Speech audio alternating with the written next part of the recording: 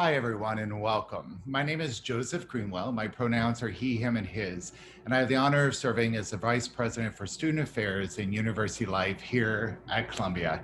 I'd like to start just by giving gratitude to each of you for taking time to be with us today. A little bit about University Life.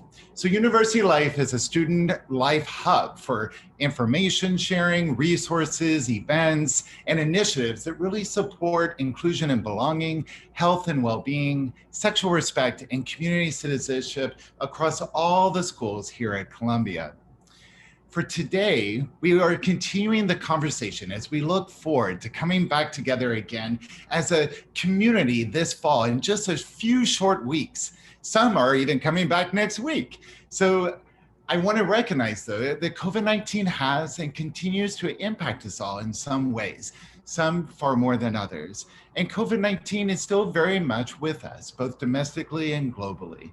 The one constant about the pandemic has been the need to adjust to change and make informed decisions. The university continually monitors what is happening with the pandemic and has plans in place to adjust campus policies and resources as needed. As we discussed when we hosted our last forum in July, we are excited and hopeful about the university's reopening this fall. And we have shown what we can do as a community when we all work together toward a common good. With that said, as you will hear today, we will remain and must continue to remain vigilant so that we can start our return to Columbia off strong as a community. By keeping informed, you're helping to do your part just being here today. So again, thank you for keeping yourself and the community safe. Today, you'll be hearing about our plans to reopen safely through vaccines and other key measures needed to combat the pandemic. We'll share actionable, updated, evidence-based information with the larger aim of keeping each of you, and by extension, our larger community, healthy and safe. Turning to our program today, I'd like to share again my gratitude to all of you for joining us and to many of you who submitted questions in advance. If you have questions, though, during the discussion, you can submit them using the Q&A chat at the bottom of your screens if you're on Zoom. Our panelists will be answering questions via chat during the forum, as well as during a Q&A portion at the end of the event this afternoon. So University Life also, for those who can't be here today, or if you want to come back to some information shared, we'll share the video of today's presentation and conversation in the coming days. And that gives you an opportunity to continue in the dialogue post today. We are so fortunate to welcome back an incredible panel today. I'll be brief in my introduction so we can get right to the conversation, but I encourage you to read more about each of the panelists and their contributions, not only at Columbia, but far, far further and extending. Wafaa El-Sadr is a university professor of epidemiology and medicine, the director of ICAP, and director of the Global Health Initiative at the Mailman School of Public Health, as well as the director of Columbia World Projects. Since the start of the pandemic, Dr. El-Sadr has played a pivotal role in assessing the COVID-19 pandemic from a global public health perspective to inform university policies.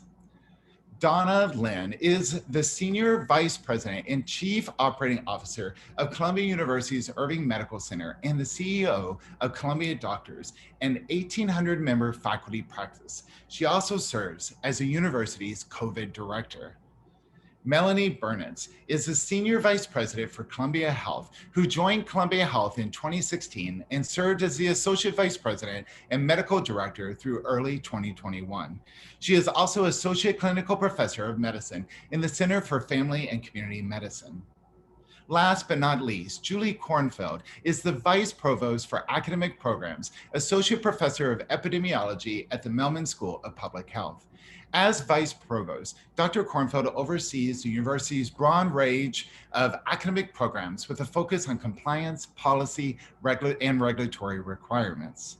So without further ado, I'd like to open the conversation with Dr. El-Sadr. Thank you very much, Joseph, and really appreciate the opportunity to speak today and to be here with all of you and with my colleagues. So let me get started. I'm going to really be providing the basic information about an update about COVID-19 and COVID-19 vaccines. So here's an outline of what I'm going to cover today. I'm going to give you a brief information about the status of the pandemic and vaccine coverage. Then I'll talk a bit about the virus variants and vaccine effectiveness, about the vaccine and its ability to protect against the reinfection with this virus, and then talk a bit about post-vaccination, or what people call breakthrough infections that can occur amongst people who've been vaccinated already, share with you briefly elements of the Columbia University monitoring plan for COVID-19 for the fall term, and end with some conclusions. So just to focus on the status, briefly on the status of the epidemic here in the United States. And as you can see here from this slide here, is that in the United States, we've experienced several surges in terms of the numbers of cases of COVID-19, and we are now experiencing a surge in numbers of cases in this country. However, as you can see from the map here on the left lower hand corner of your slide, is that this is not uniformly across the United States. In the darker red and maroon colors are parts of the country where there are where the highest burden of cases of COVID-19 are being experienced. And I'm sure you've heard in the media about the situation in Missouri, Arkansas, in Louisiana, as well as in Florida and parts of Alabama and Georgia. Thankfully, in the Northeast, where we're situated, where Columbia University is situated, we are not experiencing the level of surge that has been seen in other parts of the United States. In New York City, again, New York City, similar to what's being observed in the country overall, is also experiencing the surge that you can see here, an increase in numbers of cases.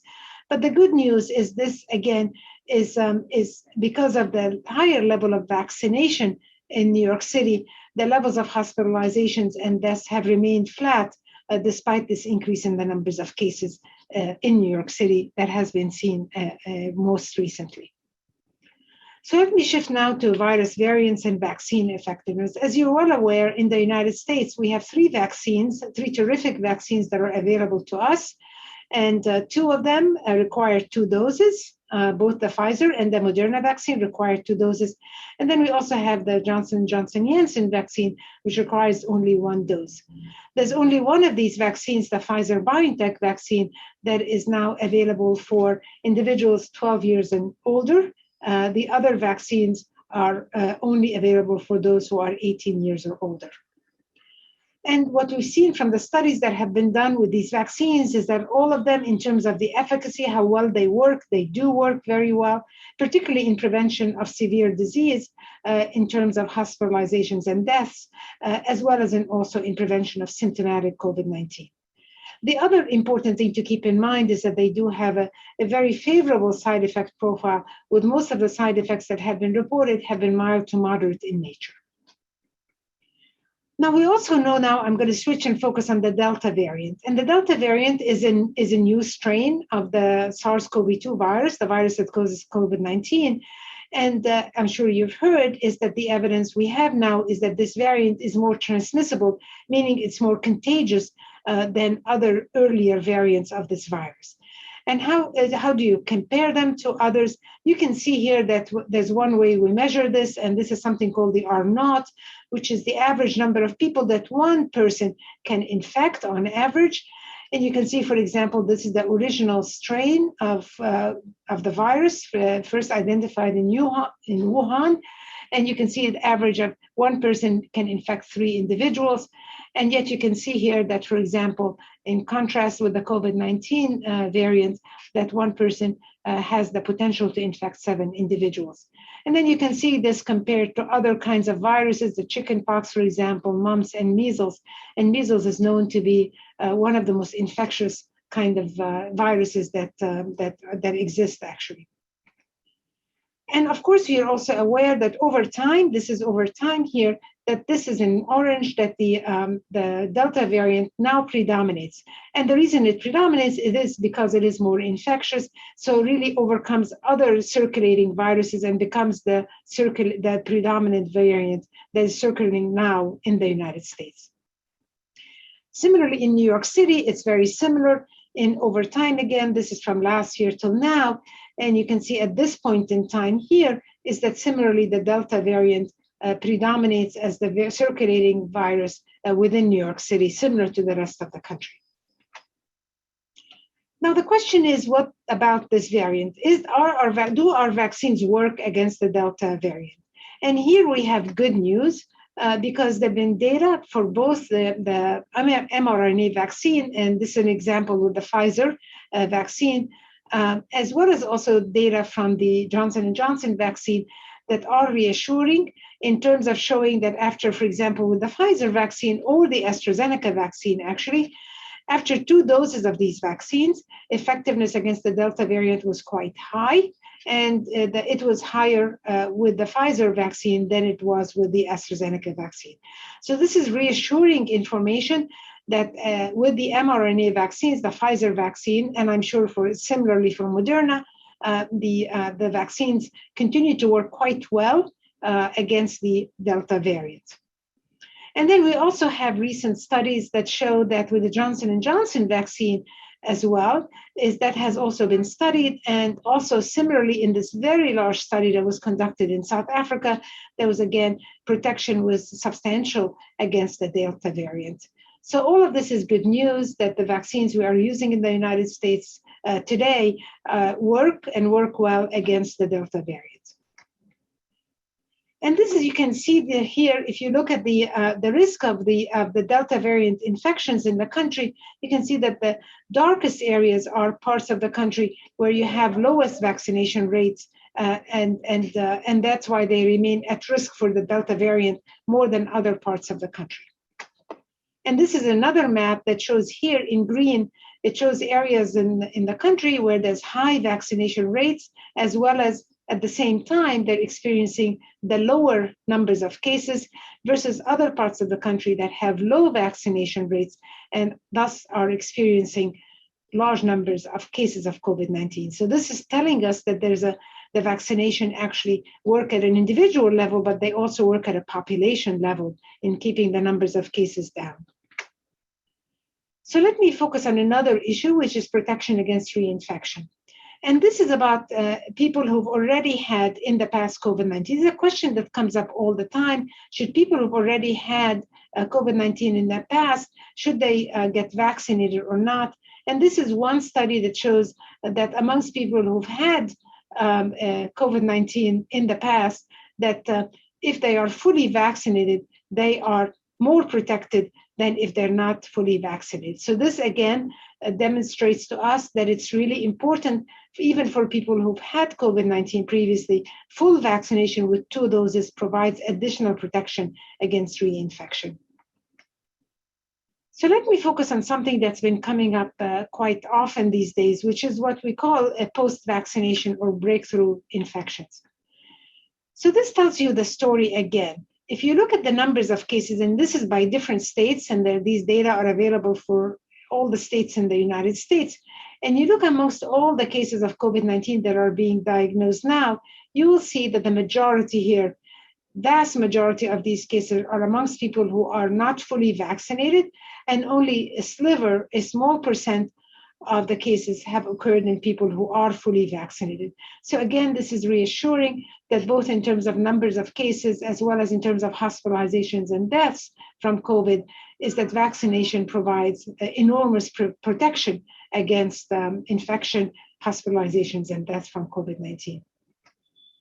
And these are data from New York City. And again, they show similarly that when you look at the numbers of cases in New York City, that 98% of the cases have occurred in people not fully vaccinated, 98.4% of the cases of the hospitalizations have occurred in people who are not fully vaccinated, and 98.9% of the deaths due to COVID have occurred in people who are not fully vaccinated.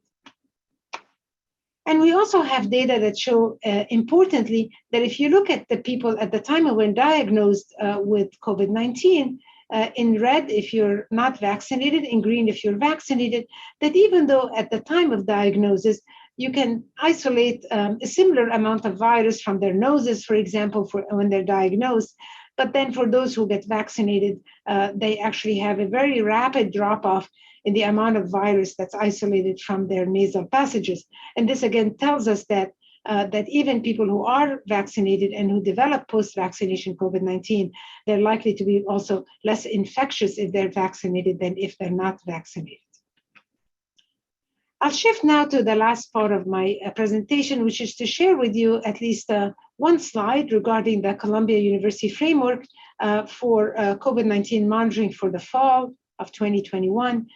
There are several metrics that we are keeping an eye on them on an ongoing basis. Some of them are New York City metrics and some are Columbia University metrics. And these are listed in priority order. And the most important thing we keep an eye on is New York City vaccination coverage, as well as the numbers of hospitalizations from COVID in the city, numbers of deaths from COVID in the city. And then lastly, and least importantly, the numbers of cases in New York City. In terms of the metrics that are for Columbia University, of course, we keep an eye on the vaccination coverage. And as you know, we have a vaccination mandate in place, as well as the positivity test amongst the random sample of vaccinated individuals who will be tested, drawn every week. So we'll keep an eye on the positivity rate in the sample, as well as also the number of individuals who test positive, both through this sample, but also who have been tested elsewhere. And we've developed this risk levels that we will follow, and we'll be able to gauge where we're at in terms of these metrics and how they interpret in terms of where the university is at in terms of these different risk levels. So just in summary and conclusions, I hope I've convinced you that COVID-19 vaccination is an absolutely critical tool for preventing SARS-CoV-2 transmission and the control of the epidemic.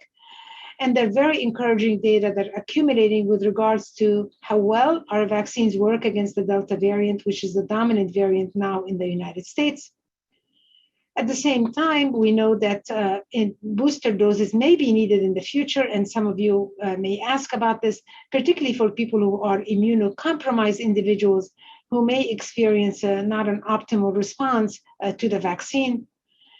And the COVID pandemic continues to evolve with some distinct features amongst the vaccinated in contrast to those who are unvaccinated. And lastly, that Columbia University has developed a monitoring plan with attention to very important metrics that we will evaluate in the current COVID-19 reality. And I'll stop here and thank you very much. And I think I hand it over to Donna. Great, thank you. Great, and I'm going to Wafaa and I, there's a little overlap in some of the comments, but I think I want to reemphasize a few things that she said. First of all, COVID-19, none of us expect COVID-19 to disappear. This is going to be an ongoing public health situation that we're going to have to monitor. And as you heard from President Bollinger months ago, we are planning a full return to campus. That includes instruction, research. Obviously, clinical care has been pretty much 100% on since the beginning of the pandemic. But we really believe that a full and vibrant university life is fostered by having people on campus, present, taking classes in person, interacting with colleagues, and having events to the extent that we can afford that. So I'm going to give you a slightly different picture than what Wafaa showed you. This is the US picture, but I want you to pay attention. Obviously, back in late January is when we saw the national spike and a pretty significant drop off, through the summer months, really right around June. And then another, some of us are resident to call it a surge, some call it a surge.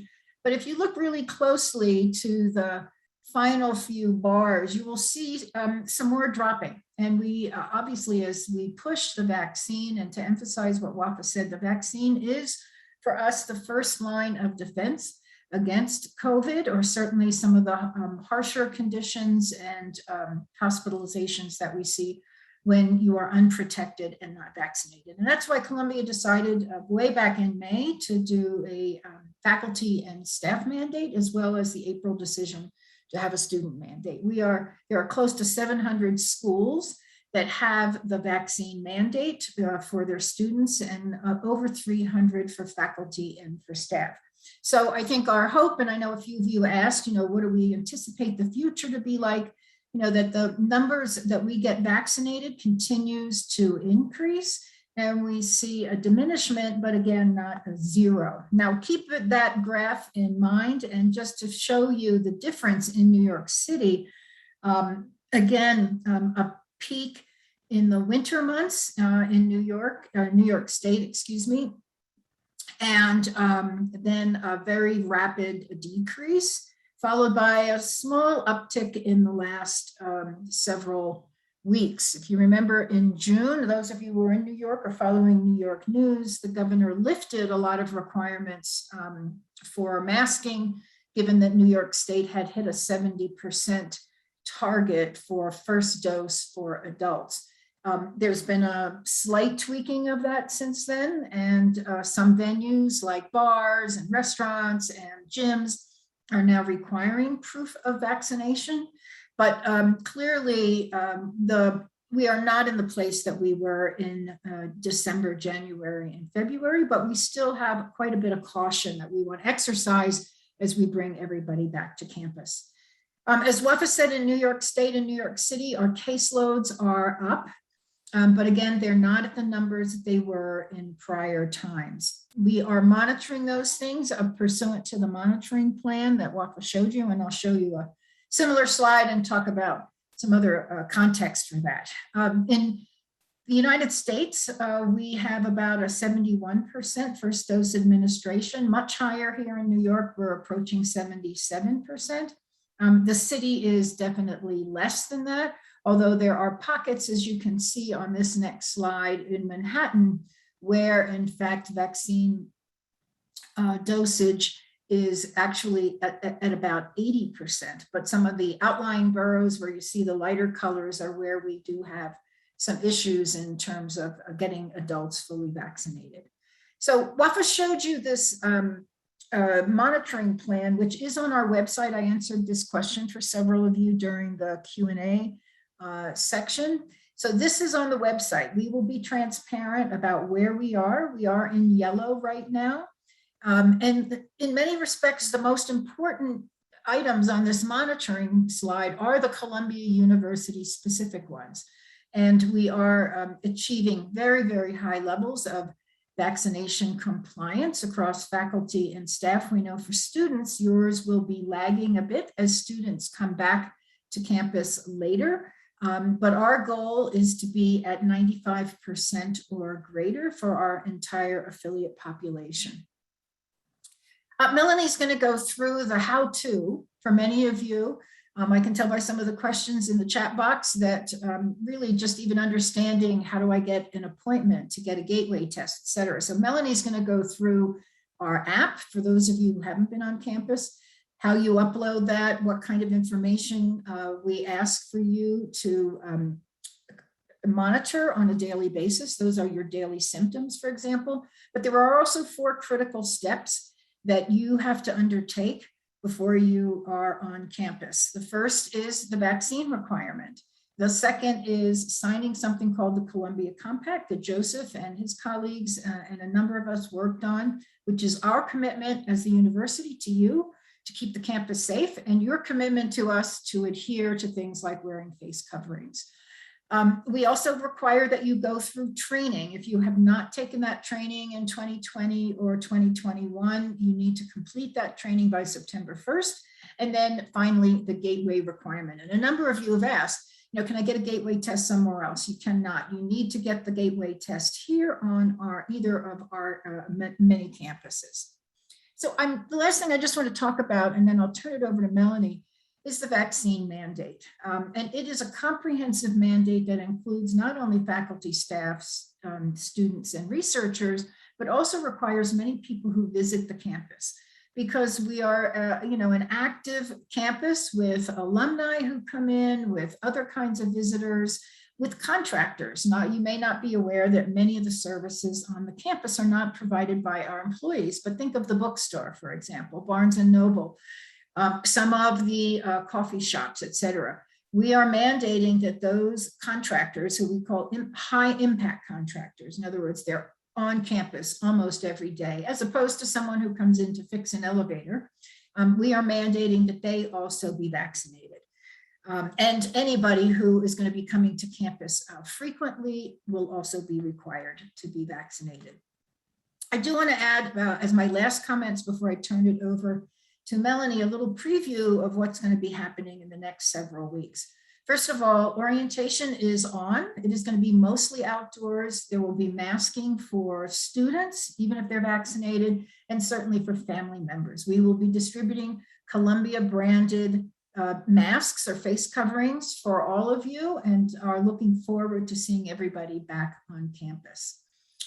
We will, as I said, not only want to return to instruction, which is critical for you students, but there are lots of other activities, whether it's athletics or it's theater and the arts or student gatherings. And there is an approval process. We are trying to contain the campus, as I said, with our own affiliates who we know will be vaccinated. So there are several approval processes in place to make sure that we keep the campus safe and can continue to offer instruction and other work in person. We have resumed travel. Again, a couple of you have asked questions about travel.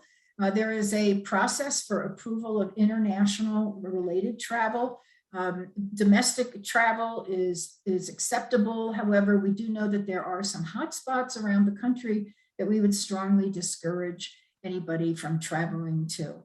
And then the last two items that I have here in bold are new changes. So those of you who have not kept up with the website or maybe haven't read some of the announcements in the last week, the first is that even though we contemplated as we start school for many undergraduates and others on September 9th, that you could be in your classrooms and the faculty member could be unmasked and you could be unmasked to the extent you were vaccinated, we have changed that policy. And at least through September 30th, and again, that monitoring plan that Wafaa and I showed you is the critical decision point. You will still have to be wearing face coverings indoors, whether you're vaccinated or not. And then the second is that we do have a program. Once you take your gateway test, we do some surveillance testing that Melanie will describe, but we also are going to permit what's called weekly voluntary testing. These are for asymptomatic people. If you have symptoms, please go and see a physician or go to a clinic where they can handle someone walking in with symptoms. We do not do that kind of testing on either the CUIMC campus or the Morningside campus. So with that, I'll stop sharing and turn it over to Melanie to get you into the details of the actual steps you need to perform as you come back. Thank you, Donna, and good afternoon, everyone. Hopefully you can see my screen here. And here we go. All righty. So just to give you some more detail, I always like to share as first just our campus data. This everything you're hearing is on the COVID-19 website, covid19.columbia.edu. Please bookmark that, refer back to that because everything is there. But our campus picture continues to be a lot better than any of the surrounding situations that you've heard described. We've done close to 300,000 tests on campus. Our cumulative positivity rate is about 0.33%. You can see last week we did about 3,400 tests with a 0.41% positivity rate, and you can see the result from our random surveillance. So we really, these numbers give you a strong indicator of the safety and the ongoing safety of our campuses. So again, just a reminder, everything is on the COVID-19 website, so please be sure to check that out if you haven't. A lot changes and a lot changes very quickly. I always like to remind you all how we adopt guidance, and we really look at all the guidance coming from all the global, the national, the state, the local levels, and then see how this impacts our campus. And we use that as well as all the data to inform our response. We've been doing this for 17 months now, and it's been a very successful approach. So we're going to continue to use it. We have avoided shelter-in-place orders. We've kept our campuses open. We've had a very safe environment. So please know that this iterative review and use of data is what will continue to happen as we move into the fall with you all coming back to campus. Donna mentioned the daily attestation. I've told those of you who've been on webinars before, using this is like brushing your teeth in the morning. You become very, very familiar with it. And there's a couple of pieces to become familiar with if you haven't. Firstly, you need to download the Reopen CU app if you don't already have that. If you're outside the US, you may not be able to do that until you arrive in the US, and that's okay. And then you can set your reminder to get the little pop-up every day to remind you to complete the app. And the first thing to do is to answer the 3 questions every day day before you come on campus. This reminds us to think about if we're having any symptoms on a given day, if we've been in close contact with someone, if we've had a positive test. And if you answer yes to any of those things, check off the box, and then you actually get some more questions underneath. So don't think that just by checking the box, you're going to automatically get a red pass and be told not to come to campus. The system is a little smarter than that. You'll get some drop downs, and it'll ask you more specific questions, and then it'll determine whether or not it is safe for you to be coming to campus and getting a red or a green pass. So you know, you can play around with that. So long as you don't hit submit, you can see what the options are as you click on those boxes. Then scroll down below that submit button, and we've seen some questions coming up where there are 4 other check boxes. These are not boxes that you can check off by yourself, but these are actions that you need to take, and then those boxes will be checked. So the first one is signing the compact. You can click on the little blue, the show hide compact there. You can see the compact wording. You can scroll through and read it and attest at the end, and then that box will be checked. So that's very, very quick and easy to do, signing the compact. The second is the training that we've mentioned. This is really to give you a lot more detail about all the things we're talking about and how to keep campus safe. You'll log in, you'll take that training, and at the end of that box will be checked. The third box is the gateway testing that Donna's mentioned. I'll talk about in a little more detail. If your box is already checked, that means you've been on campus in 2021 and you've completed that requirement, but if not, you'll have that requirement. And the fourth box is meeting the vaccination requirement. If one of these is not completed, it will generate a red pass and you won't be able to access campus. So I'll run through some of the elements about those. Been seeing a lot of questions about travel and quarantine, and we're so excited to welcome you back to campus. Many of you are not in New York now, so you'll be traveling. So it's important to see which of these categories you fit into, whether it's domestic or international travel, and if you're fully vaccinated or not fully vaccinated. So for our domestic travelers who are fully vaccinated, you can just show up. There's no quarantine requirement. There's no testing requirement other than your gateway test. If you're not fully vaccinated, you don't have to quarantine. You can if you want to, but you should certainly avoid people who are higher risk of disease. And we recommend you test on day 3 to 5 after travel domestically if you're not yet fully vaccinated. And you can do that test on day 3 to 5 as your gateway test. For those of you coming internationally, if you're fully vaccinated with a CDC approved or World Health Organization approved vaccine, you're considered fully vaccinated. The United States requires everyone traveling internationally to test 3 days before travel just to get on a plane to come to the US. You need to show that test. And then for those who are fully vaccinated, to test on day 3 to 5 after your arrival. You don't have to quarantine again, but the test is day 3 to 5. So if you're an international arrival, that day 3 to 5 test is your gateway test. If you are not yet fully vaccinated, it's a little more complicated. Again, you test before you come, as everyone internationally does, and then on day 3 to 5 afterwards, but you are required to quarantine for 7 days and then do that test. So that the group who are not yet fully vaccinated, on arrival, you'll quarantine and you'll test on day 3 to 5. So a little more on the testing. We have continuously evaluated our testing approach. We work with some of the best modelers, epidemiologists, public health and infectious disease experts here. And we've adapted our testing approach over the last 17 months to be really responsive to the situation both in New York City and on campus. We have 2 large-scale high-throughput testing centers. One's on the main campus at Morningside in Lerner Hall, and the other at the Medical Center campus in the Black Building. We can routinely do over 3,000 tests a day across these sites, so we can really accommodate everyone who needs testing. As we've mentioned, for fall 2021, we have what we need this gateway test. It's a re-entry test. It's just the first test. There's nothing special about it, except it's the first test that you have done with us. And again, only required if you haven't accessed campus yet in 2021. Everyone has to have done this by September 9th. And as I mentioned before, if you're moving into campus housing to quarantine, you'll do this on day 3 to 5 during your quarantine. So you can get your travel test and your gateway test done one and the same. If you're not living on campus, you can do that test as early as possible upon your arrival. There were some questions in the chat about what kind of test this is. It is what we call an unobserved self-administered nasal swab. So what does that mean? It's literally like the picture here shows. It's a Q-tip that you put into the lower part of your nostrils and you swirl it around 3 times. It's very simple. We have instructions in the testing centers of how to do it, and you pop the Q-tip into the little test tube and it gets sent to the lab. Very simple. We have staff around to assist you, but that is the test that we use, and it's an excellent, excellent test. So then what happens after you do that very first test? It's the ongoing surveillance testing. This has been really important as we've monitored the prevalence of COVID-19 on the campus. And as has been mentioned, there's a few different groups here.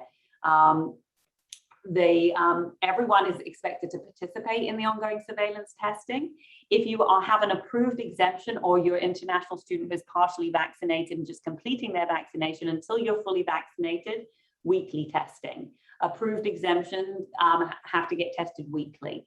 Everyone else has this random sample testing. We select a random sample of everyone who is on campus each week. You get an email and you are expected to get tested if you get that email. We are also continuing the voluntary testing, as has been mentioned, through the end of September. So if you don't fall into any of those groups, you're not selected for a random sample, but you want to get a test, you can get up to 1 test a week through September.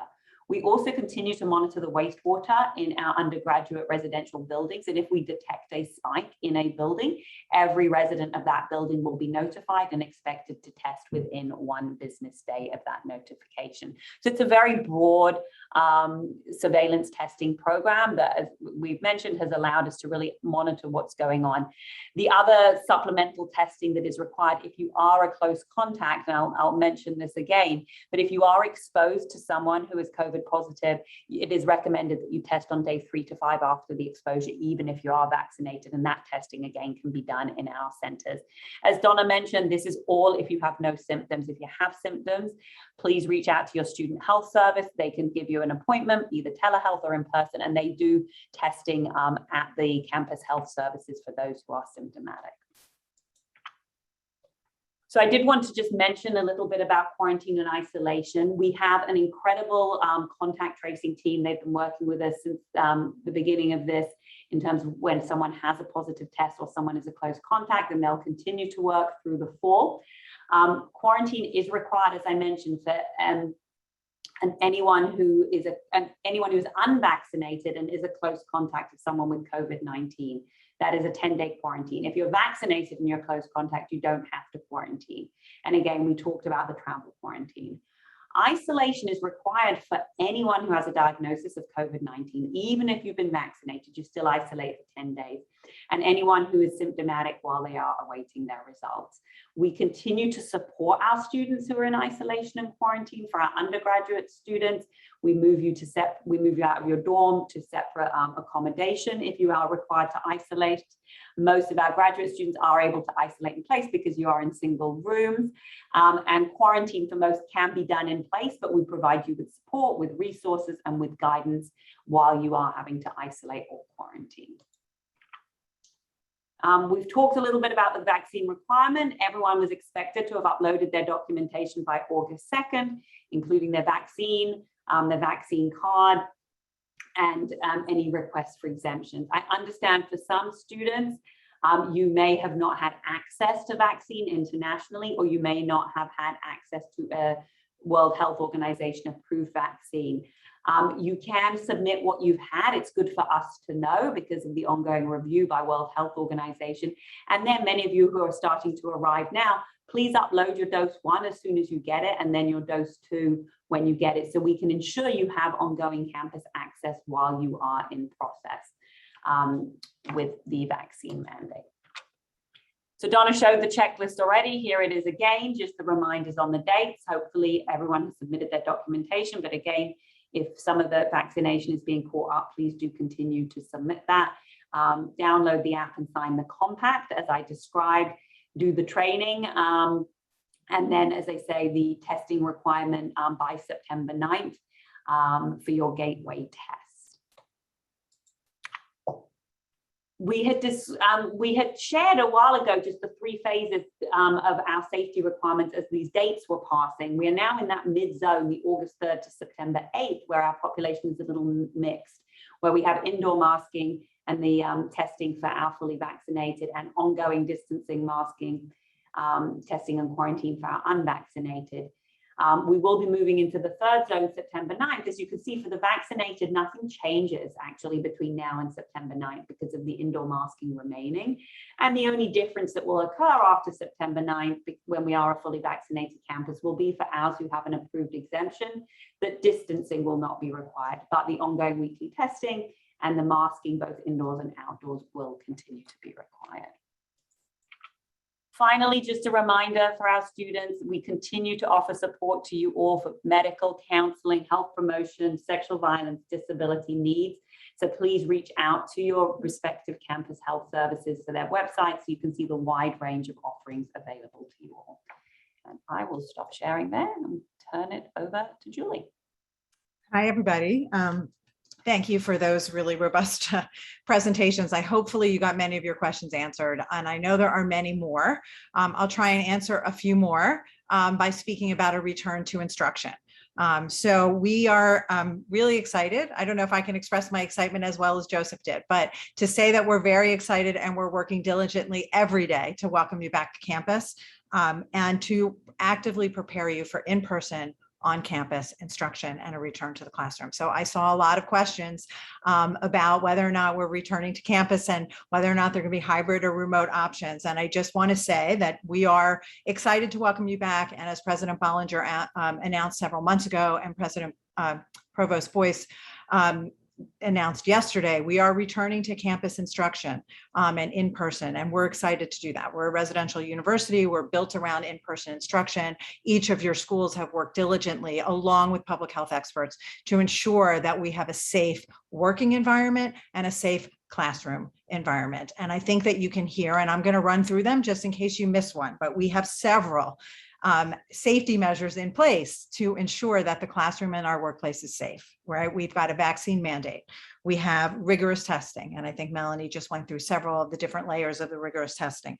We have a well-practiced and experienced contact tracing team that will be working very closely with the schools and faculty and students when we have, in the event that we have positive cases in the classroom. We have extended the indoor face covering mandate, and so you've seen now that we will extend that through the end of September. That is something that we are constantly monitoring and evaluating, and you saw the monitoring plans. Those plans are driven by data both on campus and in the city, and if we need to adjust and continue to extend the indoor face coverings, we will.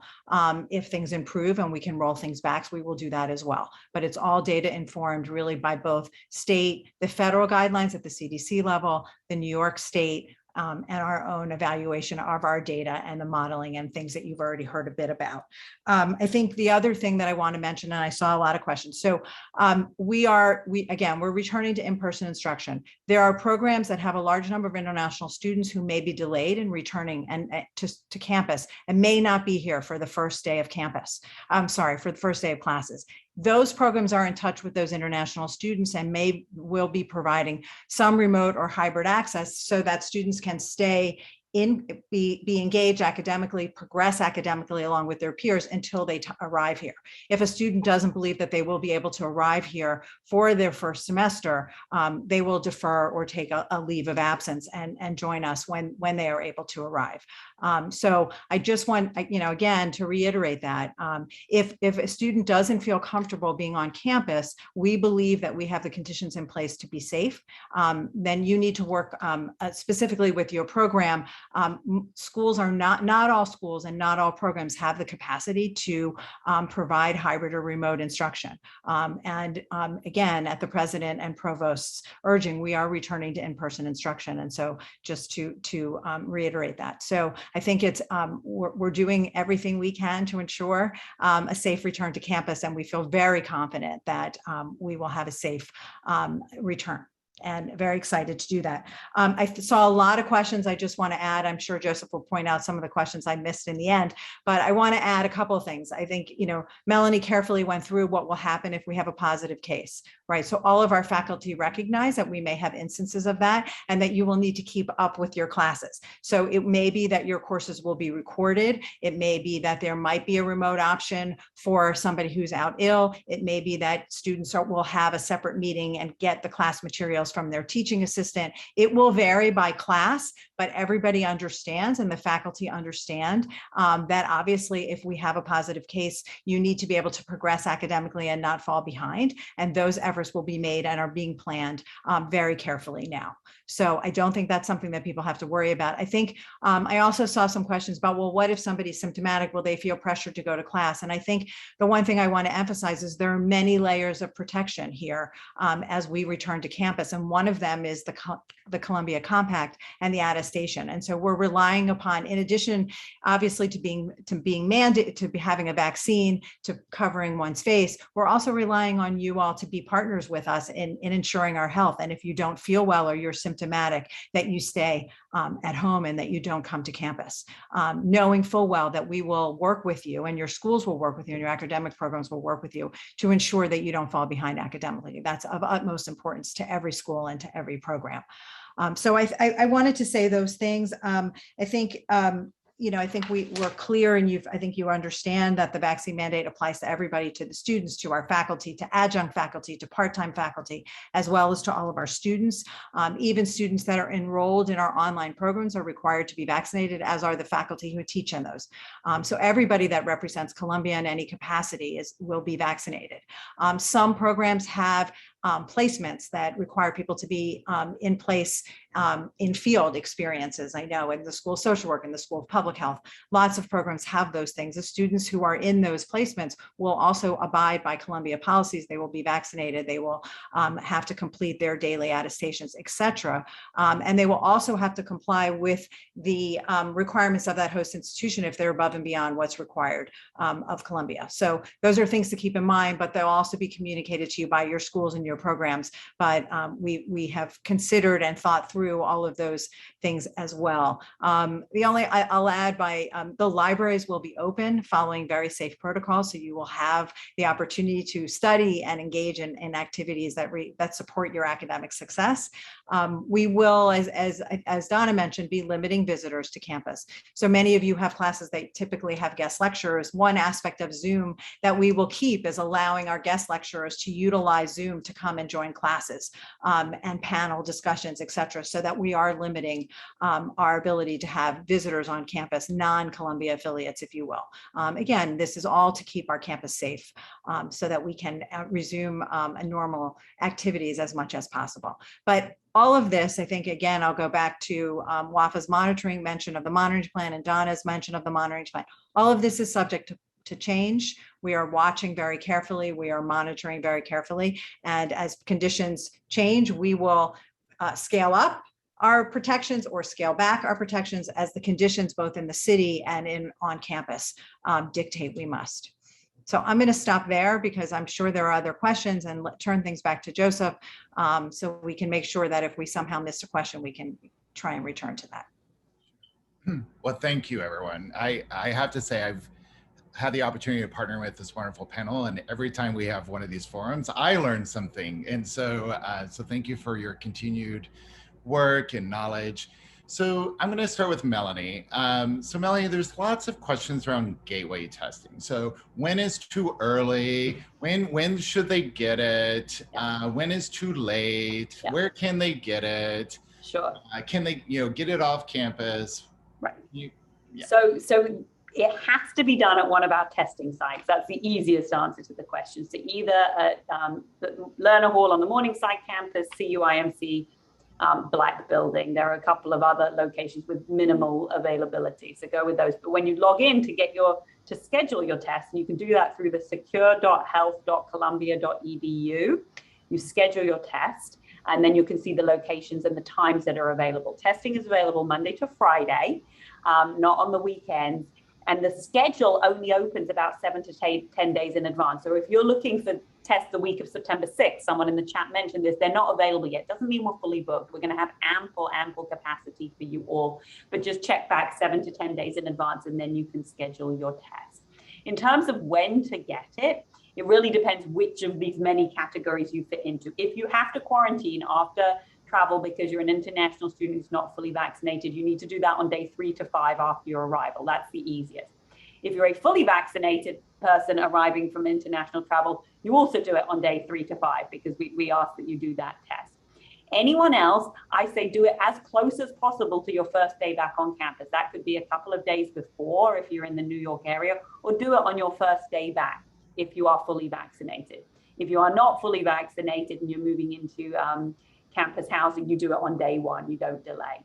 So there's a little bit of flexibility if you're fully vaccinated, and if you're not fully vaccinated, it really should be within the quarantine period if you have to quarantine the day 3 to 5, and if you're not quarantining on day 1.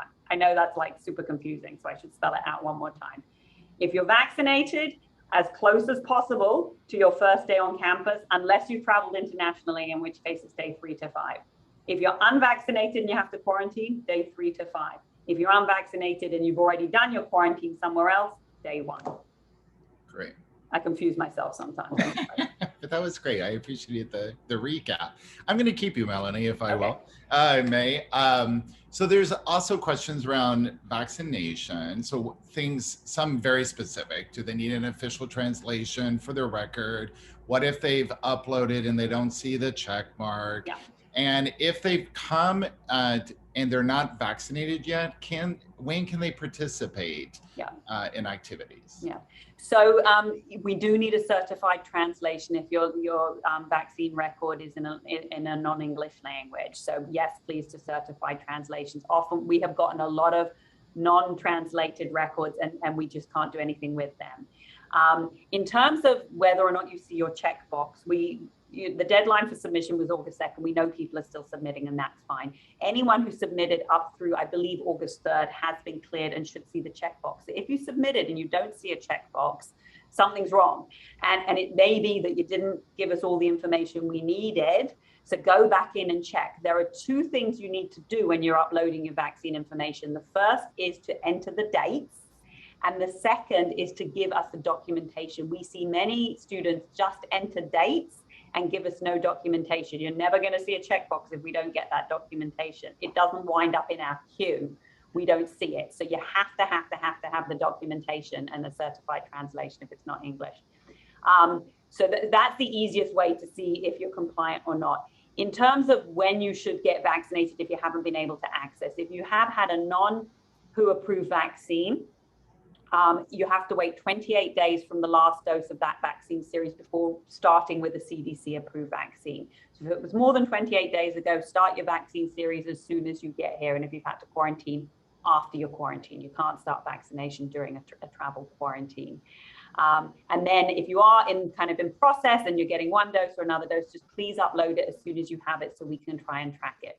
For those international students who are in process, many of you filled out our form and should have gotten actually some communication today, or will be getting it shortly, telling you the process so we can give you temporary access. But we will be working directly with the schools when we see students who aren't compliant and maybe falling into this category of being in process. We will work with the schools to ensure you get temporary access while you're going through the vaccination process. Perfect. Thank you, Melanie. I'll give you a short break. I'll answer a couple of questions. So we've gotten questions regarding the training and making sure that they get the training.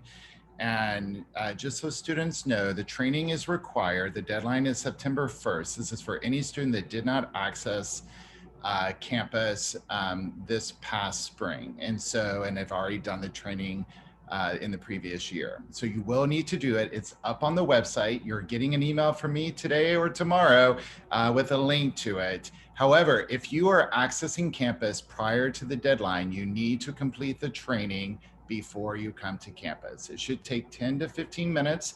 You take the training, it's a quick PowerPoint, and then you just attest to finish the training, and then it will upload into the system. So please make sure that you get your training.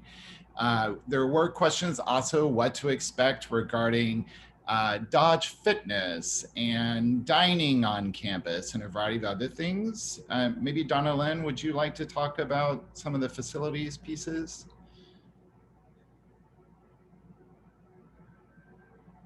Sorry, trying to answer questions and listen at the same time. I know, it's hard. Dodge Fitness has been open for undergraduates and for graduate students. There is an appointment system that's in place. The equipment at Dodge currently is stationed 6 feet apart. We are asking, just like if you go to class, you have to wear face coverings. We are requiring that you wear face coverings in Dodge. Dining, I know there were a number of questions. What we are recommending is through the end of September, all dining for students will be what we call grab and go. So in other words, no formal dining hall sit downs, but that we do utilize the grab and go. It just minimizes, although we know you want to socialize, we also don't want, a large table of students unmasked talking. I walk through a cafeteria on this campus periodically, and it's amazing how many people have stopped eating. Their masks are still down, they're talking, they're on their phones, etc. So we really want to discourage that kind of socialization. But grab and go is the prevailing way that students will be eating at least through September 30th. Thank you. We have a number of questions asking about advice and what to do if someone that they're living with or they themselves have either through contact tracing come in contact with someone potentially that is COVID-19 positive, and how to manage that in shared living experiences. Would someone like to talk about that? I can start with that one, Joseph. So if you have if you test positive or if you have a close contact exposure, we ask that you email covidtesttrace@columbia.edu, COVID test trace@columbia.edu. It's all over the COVID-19 website. That connects directly with our contact tracing team, and we can provide you guidance, right? So depending on what your individual situation is, we can give you the direction. Should you be getting tested? Should you be quarantining? Is this a positive case that the contact tracing team needs to reach out to? So that's the best way to really do that. When the contact tracing team reaches out to you, they do give you guidance depending on your situation, if it's isolation or if it's quarantine, and how to do that safely. In terms of what do you need to do about shared facilities and so on. So we'll provide you with that guidance. Great, thank you. There's been some questions regarding students that don't necessarily live right on campus and taking public transportation and safety in that space. I wonder if anyone would like to speak to that. Yeah, I can speak to that. I think, this question has come up, and I think it's, we have no data that suggests that there's been a risk of transmission of this virus of COVID-19 on public transportation in New York City. I think, of course, everybody should be wearing, as required currently in New York City and elsewhere for public transportation, they should always be masked whenever they're riding the subways or buses and so on. I also encourage people, like if the train that's coming into the station is fully packed, I always say wait for the next train and then get on the next train. And usually is less crowded than the one that you don't want to be on a totally crowded train. So give yourself some time. And also sometimes the commuting in the non-rush hour hours can also be helpful as well. But we have no evidence to suggest that it's dangerous in terms of COVID-19 to utilize public transportation. Wafaa, could I add a couple of things? We do have private shuttles that we are running from 4 of the 5 boroughs. We've added capacity on some of our inter-campus shuttles. So and as Wafaa said, sometimes it's, come in early, go home early, or come in late and go home later, however you want to stagger it. I know a number of us on this call ride the subways fairly frequently. I haven't found them to be a concern. And quite frankly, one of the questions we get is how are we enforcing mask wearing and face covering on campus? Each of us bears a responsibility to, as uncomfortable as it is. I'm sure you have seen situations where people have face coverings off, whether it's on the subway or in other places, and you have to step out. Joseph's team has done a great guide to encourage you how to do that. But as recently as yesterday, I confronted 4 men in an airport and told them they were required to put on their face coverings. And several people applauded me because they were hesitant to do it. So we all have a responsibility to keep each other safe. Yeah. I appreciate that. And I know it's not always easy to ask someone. There was also questions regarding if people are in a classroom and people are not wearing the mask covering, is there a way to report as well? We always suggest education first and asking someone to put it on, but there are report mechanisms, and all of those reports are reviewed. And we take an educational approach in working with the student and explaining why it's important. But if that behavior was to continue, then we take a progressive discipline approach in order to make sure that we're keeping our community healthy. We also have what's called the Keeping Our Community Healthy Student Ambassadors, which are fellow students that are volunteering their time in order to help be proactive and to educate and share information why this is important and helpful tips.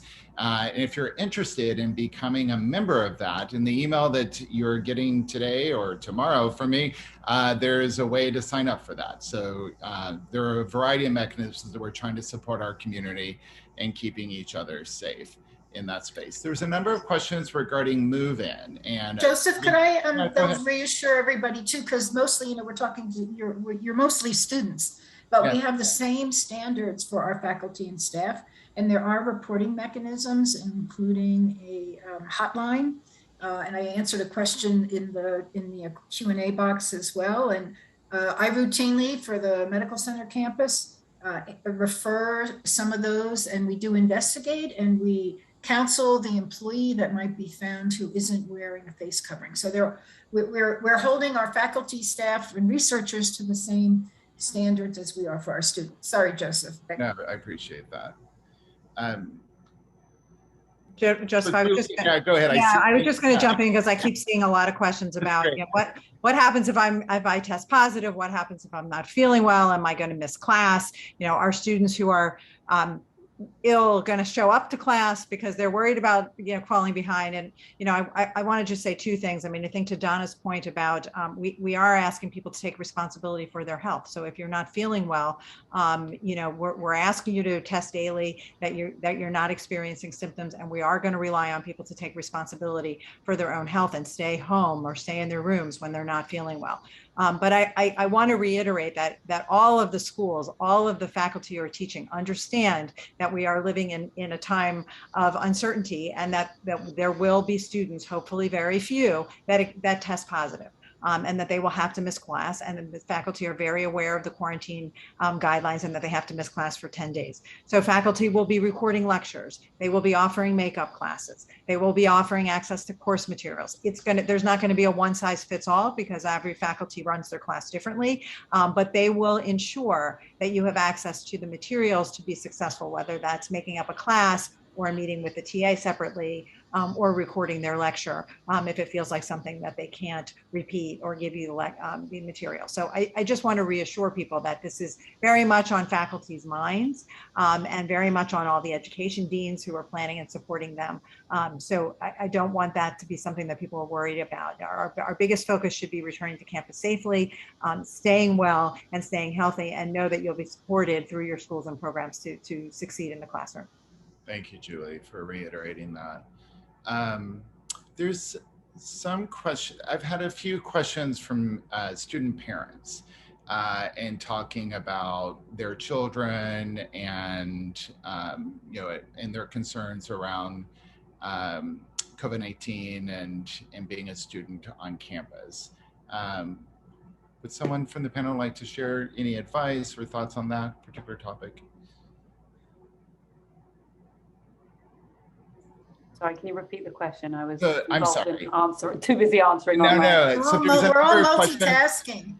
From parents who have, from students who are parents and have children, and who will be engaging on campus. Yeah, I mean, I can attempt to answer this. I think of course, we know that there is at least one vaccine that's available for children 12 years and older. So encourage people to, of course, seek vaccination for such children. We don't have, as of yet, vaccines approved for children less than 12 years of age. There's several studies that are ongoing now, and hopefully we will, over the fall, get some early results from those studies. In the meantime, I think it's important to keep in mind that probably the most important thing is to have the adults around the children vaccinated. So the parents and other adults in which the children get in contact with are vaccinated. And also to keep in mind that your presence on campus, you are going to be in probably one of the safest bubbles that exist in this country, in this city.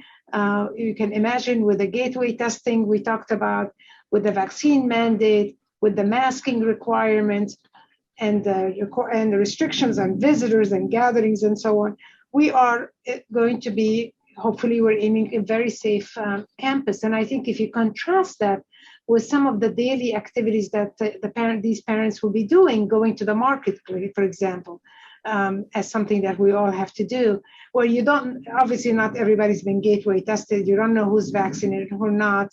There hasn't been this ongoing testing that we're going to be doing as well throughout the year.